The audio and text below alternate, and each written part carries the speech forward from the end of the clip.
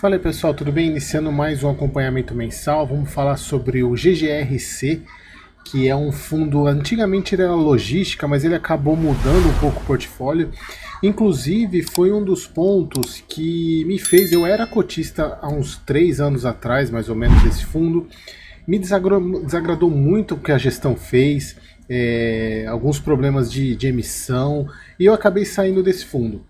E já faz algum tempo que eu estou namorando ele. A gestão fez uma, como a gente pode falar, uma pivotagem que a gente chama, né? Que ela meio que se transformou. O fundo era totalmente parado e agora ele está se movimentando bastante.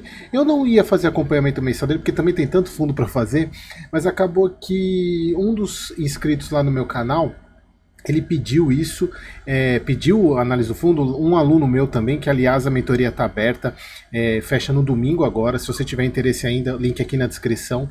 E eles pediram para eu fazer o acompanhamento mensal dele e eu vou fazer porque eu vou continuar analisando esse fundo para quem sabe voltar a ser cotista dele. Então é a primeira vez que eu trago aquele para o canal, então a gente vai falar um pouco sobre o relatório agora de janeiro de 24. Eu vou trazer um pouco sobre os dados do relatório de dezembro, porque teve algumas movimentações que eu preciso trazer para vocês, até para a gente continuar monitorando isso nos próximos meses. Bom, então aqui, como vocês podem ver, o relatório, gostei, é bem didático o relatório, bem bacana, colorido, eu gosto desses relatórios coloridos. E aqui, só para vocês entenderem, para quem não é cotista dele, olha, ele tem como objetivo a realização de investimentos em imóveis predominantemente industriais ou logísticos. Então ele não perdeu essa característica. Por mais que ele tenha uma parte de varejo, mas a característica básica dele é industrial e logística. Industrial também foi um dos pontos lá atrás que ele era muito carregado em industrial. E como vocês sabem, industrial é um imóvel que ele é muito direcionado. Se você tem, por exemplo, um galpão frigorífico, que não deixa de ser um industrial, o inquilino sai, vai ser difícil você alugar para uma outra empresa que não seja uma empresa que precise de um galpão frigorífico. Diferentemente de um e-commerce, por exemplo, que você pode alugar para qualquer uma. Então acaba que essa parte industrial ela pesa um pouco na análise. Então aqui a parte da carteira tem 18 ativos, contratos 100% atípicos, que também é um ponto que leva isso em consideração, o fato de ser um imóvel industrial, porque são contratos longos e tem que ser, porque quando a gente fala de galpão industrial, a gente precisa que tenha galpões com vencimentos longos, porque a gente não pode ficar trocando toda hora de empresa que usa um galpão que é adaptado para ela. Então isso é importante a gente analisar. Então olha só, ele tem 9 milhões de cotas, valor patrimonial 112, cota de mercado 115, então ele está com um pequeno ágio nesse momento, se bem que hoje, deixa eu ver aqui quanto que ele fechou, GGRC11. Ele está em 114, então não mudou muita coisa do fechamento. 107 mil cotistas, o que vai acontecer, que eu vou falar bastante ainda, provavelmente esse número de cotistas deve aumentar bastante. Taxa de administração de 1,10%, tranquila, até acho que poderia ser um pouquinho menor, mas... E ele tem um guidance de 90 centavos, o que é bem legal, até pelo resultado que ele vem trazendo, gostei bastante disso. Bom, aqui, vamos para o primeiro ponto, que é eles falam, vamos primeiro falar sobre a parte gerencial do fundo. 90 centavos por cota, como eu falei para vocês, o que dá 0,78 no mês, 9,37 ao ano, o que é, se a gente for pegar ele, está acima dos pares, o que é interessante até, mas aí que eu falo para vocês, quando você coloca na mesma balança um fundo como esse, que é logística industrial, com um fundo logístico puro, esse fundo ele traz mais risco, então por isso ele tem que trazer um retorno maior. Então, de fato, está condizente com o risco que ele traz acima de um logístico normal. O que eles falam sobre a questão do Fed, a gente já sabe, né? A gente já falou bastante, a redução da taxa Selic, e aqui de fato alguns pontos do fundo, que eles fizeram a reajuste contratual de 3 contratos, o Cepal, o imóvel industrial localizado em Goiânia, Camargo no Tietê, São Paulo, e Todimo em Cuiabá, que foi reajustado pela inflação 4 e alguma coisa, né? 4,7, né?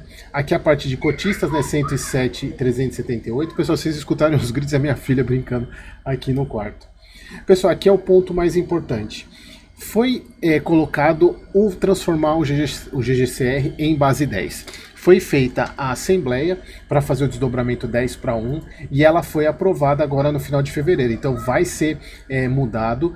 E aqui um ponto importante, pessoal, a partir do dia 11 de março, ou seja, daqui a alguns dias, as cotas do GGCR, você vai ter, quem é cotista do GGCR vai ver as cotas multiplicarem por 10. Então não se assuste, pessoal. Eu não quero ver ninguém no dia perguntando o que aconteceu com o GGCR, as cotas desabaram de preço, porque assim como as cotas vão aumentar em 10 vezes, o preço vai dividir por 10 para manter o mesmo valor, porque desdobramento nada mais é do que um aumento da base de cotas, porém uma redução do valor nominal.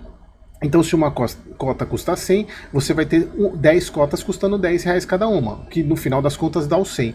Então, pessoal, não quero ver ninguém vindo aqui no fundo, aqui no vídeo, desesperado, ou me mandando mensagem desesperada do que aconteceu, que desabou as cotas. Pessoal, é desdobramento, isso é muito importante de vocês entenderem, e o fundo está avisando que vai fazer, que já foi aprovada.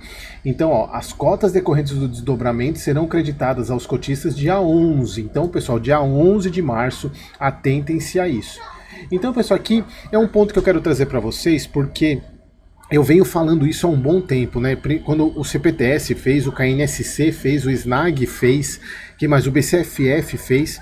Porque é o seguinte, pessoal, na minha visão, se a gente for pegar até pelo... A gente vai ver a parte de liquidez desse fundo, porque o principal motivo que se alega de fazer o desdobramento é aumentar a liquidez. Mas a liquidez do fundo já é alta, então não tem muito sentido fazer isso.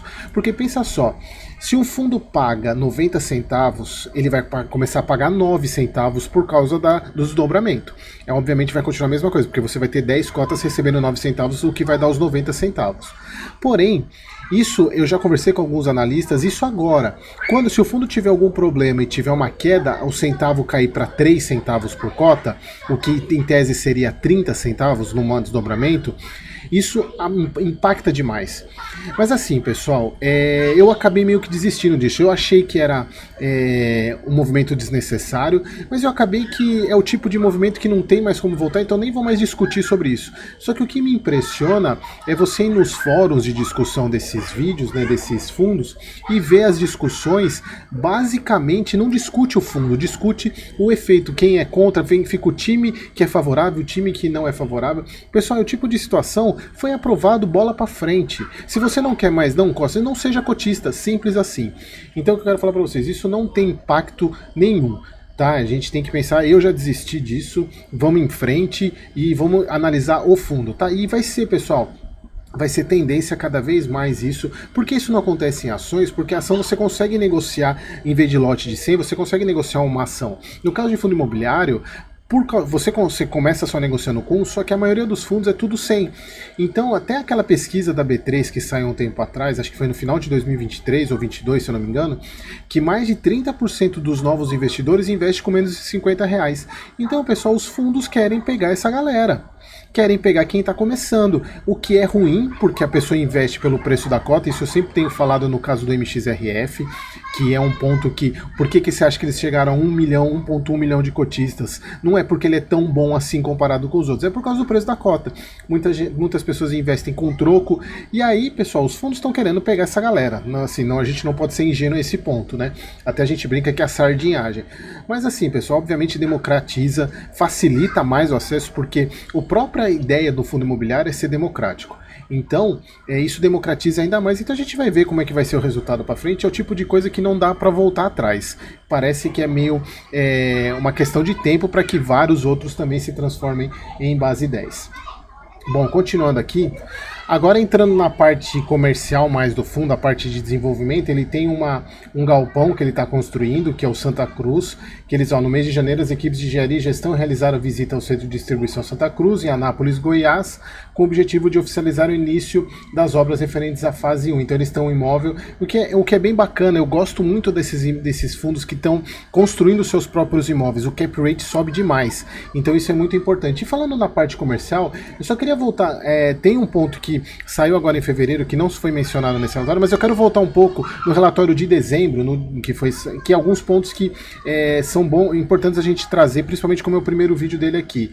O fundo ele fez uma aquisição desse imóvel Rizobacter, ele foi um pagamento de 25 milhões para cumprimento das obrigações pós-close, ficou retido o valor de 200 mil a título de caução.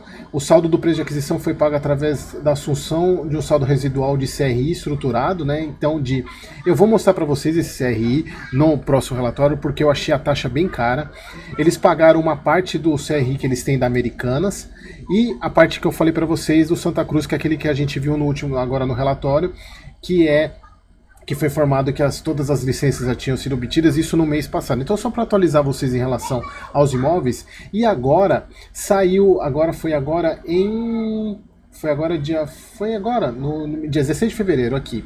Não entrou no relatório porque é uma carta de intenção. Ó, o fundo celebrou a proposta de aquisição para aquisição de um ativo logístico a ser construído na modalidade Build-to-Suit. O que é Build-to-Suit? É aquela construção adequada ao inquilino. O inquilino quer que constrói dessa maneira, o fundo vai lá e constrói.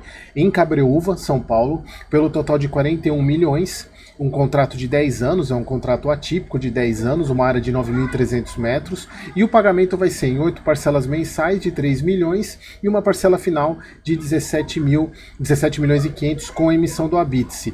Então, pessoal, aqui não entrou no relatório porque ainda é uma carta de intenções, a gente vai ver nos próximos meses como que vai ser. Bom, voltando aqui, eles fizeram umas perguntas, é bacana isso, porque os outros relatórios também teve isso, ó. Uma pergunta, qual é o guidance de pagamento para 2024? Eles colocam que vai ser 90 centavos, isso eles falaram no relatório passado e vai ser. Eles perguntam aqui por que houve redução de dividendos, eu não entendi por quê, porque não houve redução de dividendos, então não sei o porquê falaram isso. E eles colocam aqui, os dividendos não teriam que subir nesse primeiro semestre devido ao aluguel da Suzano. Pessoal, a Suzano, ela é um contrato atípico que o GGCR tem, e ela faz pagamentos semestrais. Então ela dá uma pancada, por exemplo, vocês vão ver que o efeito agora de janeiro é muito grande da Suzano. Só que o que o fundo em vez de ele pagar tudo de uma vez, ele faz o seguinte, ele lineariza. Então ele vai pegando e até aumentando o pagamento, se precisar da reserva, para manter os 90 centavos. Se chegar lá no final do semestre, ele até fala aqui, se chega no final do semestre ainda sobrar dinheiro, ele vai lá e paga de uma vez. Então ele não prefere pagar de uma vez, ele prefere guardar como reserva e ir pagando os 90 centavos para poder chegar e no final do semestre... Nossa, minha filha tá uma gritaria aqui, pessoal, desculpem se vocês escutarem os gritos aí, tá? Bom, então aqui a parte dos, como a gente já sabe, distribui 90 centavos, ele vem pagando esse 0,79 ao mês, 90 centavos aqui, como a gente já viu.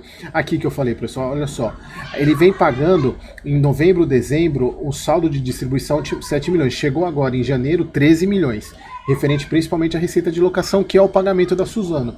E aí ele guarda isso, ó, ele retém os 5 milhões para ele distribuir durante o semestre. Se chegar lá no final do semestre e sobrar parte dos 95%, ele distribui. Tá? Inclusive a gente vai ver aqui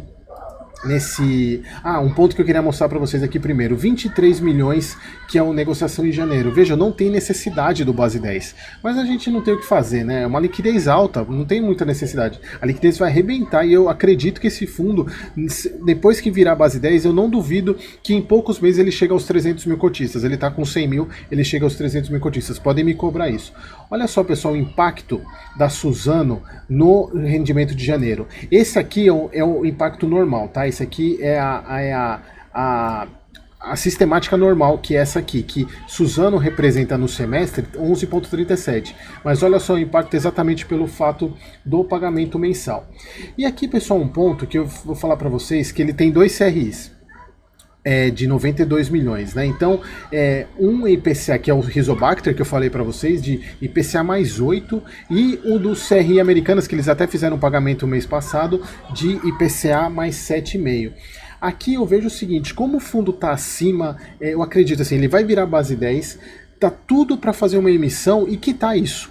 Porque assim, se o fundo fizer uma emissão, acho que o principal objetivo dessa emissão, obviamente que se ele conseguir fazer maior para poder captar e comprar, ótimo. Mas assim, quitar esses dois CRIs, porque a taxa é muito alta. A gente pega outros fundos com CRI IPCA mais 5, IPCA mais 6, a gente está falando de IPCA mais 8. Para mim é uma taxa alta, inclusive, que eles fizeram, até porque, como foi recente, eles pegaram a marcação a mercado agora, então provavelmente é por causa disso, né? Porque a taxa de juros agora, no final e começo do ano, subiu, então provavelmente foi por isso, né? Aqui a distribuição do fundo, número de cotistas, foi o que eu falei para vocês, eu acredito que, vindo para a base 10, e mantendo esse resultado que o fundo está tendo, não duvido que até o meio do ano ele não chega perto de 300 mil cotistas. Anotem que eu estou falando aí para me cobrar depois, tá? Bom, aqui a parte de tipos de receita. Ah, deixa eu ver se era o que eu queria mostrar. Não, aqui a parte de estado, né? Não é. Eu quero mostrar a parte dos imóveis. Ele é basicamente concentrado em São Paulo, né? Grande parte dele. Aqui, ele tem uma parte híbrida, veja, ele tem 27% de varejista. Isso, para mim, foi a grande mudança que o fundo teve, que me agrada bastante, essa parte mais híbrida dele, que eu até considero a pensar voltar para a carteira. Vamos continuar acompanhando. Quero pelo menos uns 3 meses acompanhar para ver se de fato isso se concretiza na minha análise, né?